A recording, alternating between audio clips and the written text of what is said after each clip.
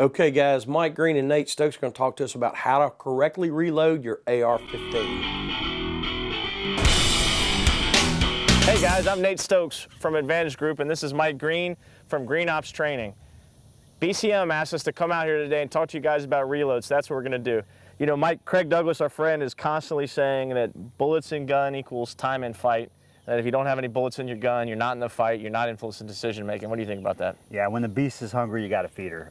There's a couple techniques out there when it comes to reloads, and some of it gets controversial. People will start talking about fine versus gross motor skills, and what we'll do is we'll try both those techniques out. We'll talk a little bit about that and add some controversy to the show. Great, let's bring out Chris Guidry from Advantage Group and get it done. Thank you, Mike.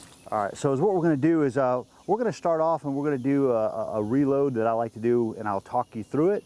And then what we'll do is we'll do another one, and I'll talk you through that one too. So you're up on target, go ahead and place the selector on fire. And then what I want you to do is fire one round. Go ahead. All right.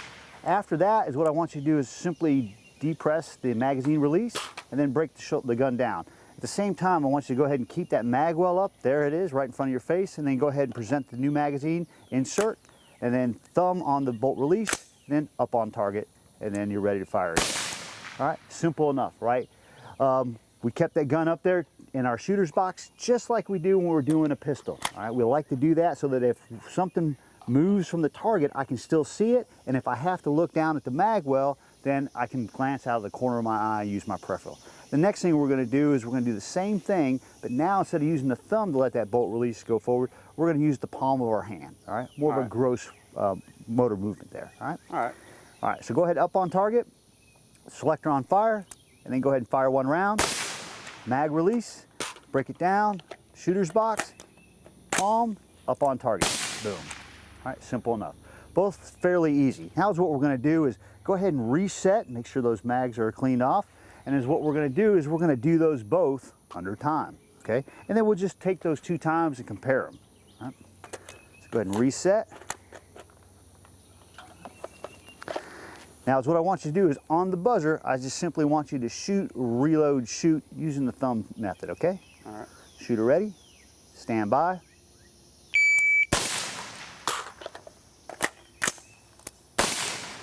.408, all right? Let's go ahead and set that up and do it again. Now we'll do it with the palm technique, all right? So 408 was our time, and then what we'll do is we'll compare it to the other one, okay? All right. All right, shooter ready. Same thing, but using the palm. Stand by.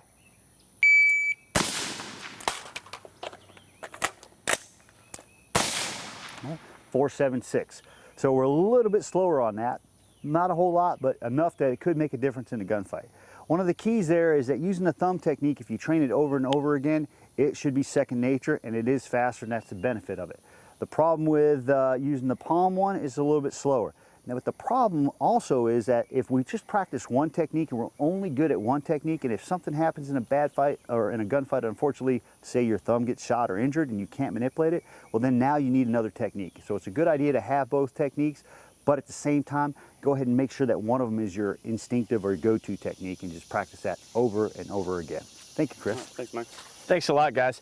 You know, I can't emphasize enough the importance of developing good practices and not just adhering to procedures. You know, a lot of times a technique becomes controversial because somebody learns a technique from somebody whose opinion they trust, and that becomes the only technique that they practice. It's the only correct technique, and I think that's really limiting the shooters. I think we got to work on, again, developing those good practices and not just procedures.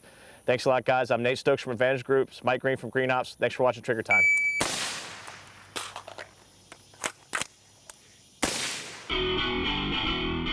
Trigger Time TV is brought to you by White Feather Precision Shooting, Glock, G-Code Holster, Bravo Company Manufacturing, Bravo Company USA, Silencer Co., Innovative Gunfighter Solutions, Kinetic Development Group, Nighthawk Custom, Brute Force Training, Longtail Outfitters, Flint River Armory, Zero Tolerance Knives, and ammunition provided by Precision Delta. We would like to dedicate today's show to the men and women of the United States military and law enforcement, the people that stand in the gap and keep our country free. God bless America.